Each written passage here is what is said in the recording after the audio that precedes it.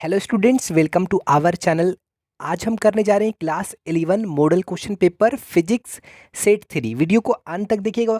देखिए, section A में question number 1 से टोटल 7 क्वेश्चन रहेंगे और हर एक क्वेश्चन पे आपको 1 नंबर मिलेगा और टोटल 7 क्वेश्चन में आपको केवल 5 क्वेश्चन बनाना है।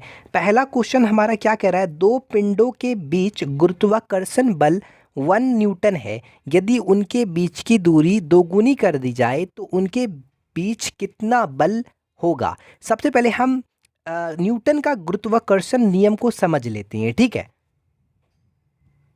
ये हमारा न्यूटन का गुरुत्वाकर्षण नियम है। क्या कहता है, किन्हीं दो पिंडों के बीच कार्य करने वाला आकर्षण बल पिंडों के दरम्यान, यानी जो पिंडों के दरम्यान के गुणनफल के अनुक्रमानुपाती तथा उनके बीच की दूरी के वर्ग के व्युत्क्रमानुपाती होता है।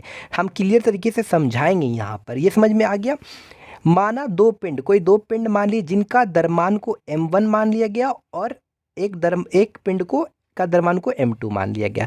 एक दूसरे से, यानी इन दोनों, यदि अगर दो पिंड है तो दोनों पिंड का इसका द्रव्यमान m1 मान लिया गया और इसका द्रव्यमान को m2 मान लिया गया और इसका जो डिस्टेंस है, यानी दूरी है, वो दूरी को r यहाँ पर मान लिया गया। ठीक, एक दूसरे से r दूरी पर स्थित है तो न्यूटन के नियम के अनुसार, यानी न्यूटन का नियम के अनुसार क्या होगा, उनके बीच लगने वाला जो आकर्षण बल होगा, अब इन दोनों पिंड के बीच कुछ ना कुछ बल लगेगा। तो फॉर्मूला क्या बनेगा, F बराबर, यानी जो बल होगा, बल को F से डिनोट करें, F बराबर m1 इंटू m2, यानी दोनों द्रव्यमान का गुणनफल। उसके बाद ये जो g दिख रहा है ये एक नियतांक है, यानी कांस्टेंट है, फिर डिवाइडेड बाय r, यानी r मतलब दूरी कितना है, r है, तो उसका स्क्वायर। तो यही फॉर्मूला यूज़ करेंगे हम इसको सॉल्व करने के लिए, जहाँ g क्या है, एक नियतांक है जिसका मान दिया हुआ है 6.7 इंटू 10⁻⁻11 न्यूटन मीटर पर kg स्क्वायर। ठीक है, ये याद रखिएगा। तो चलिए इस फार्मूला की मदद से हम बनाते हैं क्वेश्चन को। यहाँ पर ये हमारा कोई एक पिंड है, ये हमारा दूसरा पिंड है, तो दो पिंड हमने ले लिया। अब इसका द्रव्यमान को m1 मान लिया और इसका द्रव्यमान को m2 मान लिया। इनके बीच का जो दूरी है उसको हमने यहाँ पर r से कंसीडर कर लिया। तो यहाँ पर है दो पिंडों के बीच गुरुत्वाकर्षण बल 1 न्यूटन है। तो यहाँ पर देखा जाए तो न्यूटन के गुरुत्वाकर्षण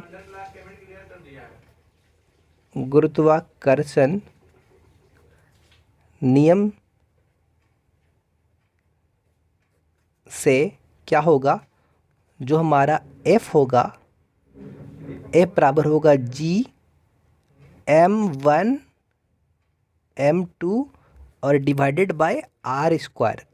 पहले बता दिए, F जो होगा, यानी जो बल होगा, वो बराबर होगा g, एक नियतांक है, और इन दोनों द्रव्यमान का गुणनफल और डिवाइड में r का स्क्वायर, यानी दूरी का स्क्वायर। सबसे पहले देखो, F यहाँ पर ऑलरेडी 1 न्यूटन दिया हुआ, यानी F के जगह 1 डाल दो, तो ये हो जाएगा g m1 m2 bye r square. तो यहाँ हो जाएगा r स्क्वायर बराबर g m1 m2।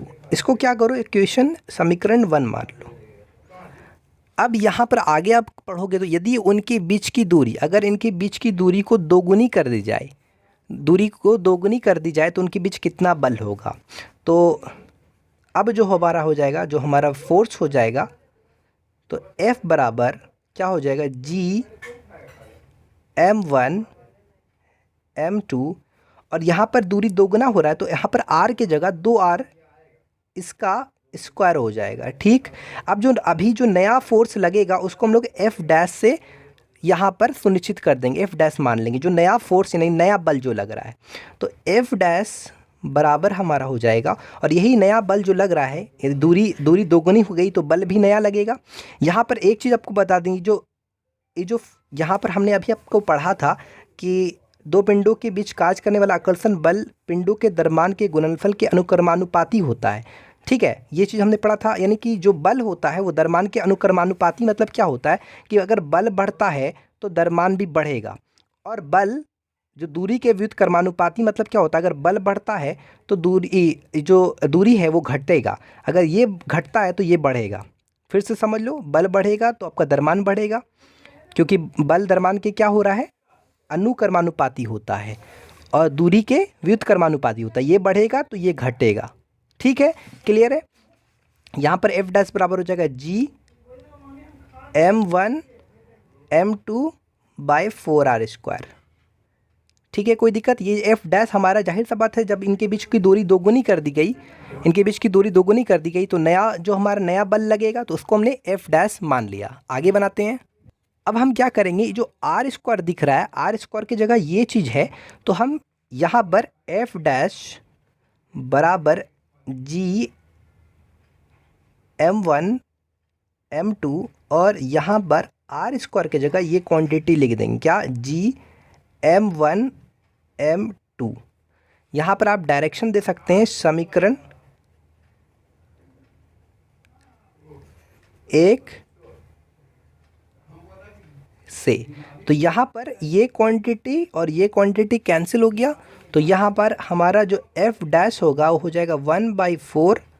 तो 1/4 यानी इसको जब आप सॉल्व कीजिएगा तो आ जाएगा 0.25 न्यूटन। यही हमारा आंसर हो गया। ये जो नया बल लगा, बोल रहा क्या, तो उसके बीच कितना बल होगा, तो नया बल जो होगा, हमारा बल जो होगा वो 0.25 न्यूटन होगा। ठीक है, ये हमारा क्लियर तरीके से बन गया। Question number 1 is completed. Student, ये हमारा दूसरा नंबर है। देखो, अगर आप हमारे चैनल पे फर्स्ट टाइम विजिट किए तो प्लीज़ चैनल को सब्सक्राइब करो, सपोर्ट करो, और इसका आपको पीडीएफ चाहिए तो वो भी हम प्रोवाइड कर देंगे। ठीक है, दूसरा नंबर क्या कह रहा है, ध्रुवों पर किसी पिंड का भार भूमध्य रेखा पर भार से अधिक क्यों होता है। चूँकि भूमध्य रेखा पृथ्वी के केंद्र से ध्रुव की अपेक्षा दूर है, अतः भूमध्य रेखा के मुकाबले ध्रुव पर वस्तु का भार अधिक होता है। बस यहीं तक लिख देना, क्योंकि ज़्यादा नंबर तो तुमको मिल रहा नहीं, 1 नंबर मिल रहा है, तो बस आगे मत लिखो। ठीक है, इतने तक, यहाँ से यहाँ तक ही लिख दो।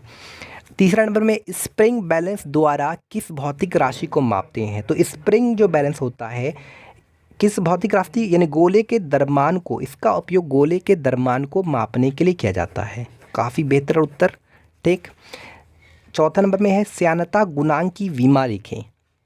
तो ये इसका विमा है। श्यानता गुणांक की विमा क्या, याद रखिएगा, m1 l-1, l पर भी -1 और t पर भी -1, और ये आपका स्क्वायर ब्रैकेट इस तरह से दे देना है। ठीक, हमारा 5वां नंबर है ऊष्मागतिकी के पहले नियम द्वारा किस ऊष्मागतिकी चर को परिभाषित किया गया है। तो ऊष्मागतिकी के पहले नियम द्वारा ऊष्मागतिकी चर आंतरिक ऊर्जा को परिभाषित किया गया है। ठीक है, क्लियर। फटाफट लाइक भी करें और शेयर करें और सपोर्ट करें। नेक्स्ट क्वेश्चन है, ध्वनि किस माध्यम, लोहे, पानी अथवा हवा में सबसे तेज चलती है, यानी किस माध्यम में ध्वनि तेज चलती। तो लोहे में ध्वनि हवा और पानी की अपेक्षा तेज चलती है। ठीक है, क्लियर, एकदम सीधा साधा, एकदम बेहतरीन आंसर। ठीक है, हवा में उसमें परिवर्तन की प्रकृति क्या होगी जब ध्वनि तरंग हवा के माध्यम से फैलती है। तो इसका आंसर होगा एडियाबैटिक चेंजेस, इसको रुद्धोष्म परिवर्तन भी कहते हैं। ठीक है, तो ये हमारा इंग्लिश है, ये हमारा हिंदी है। तो देखो, अगर आप सेक्शन बी का चाहते हो तो कमेंट ज़रूर करना, और सेक्शन बी का जैसे बनाएंगे इसका डिस्क्रिप्शन पे लिंक प्रोवाइड कर देंगे। ठीक है, और चैनल को सब्सक्राइब कर लेना, और आप टेलीग्राम में भी फॉलो कर सकते हैं मेरे को। ठीक है, हम उसका भी लिंक आपको दे देंगे, कमेंट कर लेना या हम दे देंगे। ठीक है, सेक्शन बी जैसे बनेगा उसका भी यहाँ पर लिंक मिल जाएगा। ठीक है, thanks for watching this video.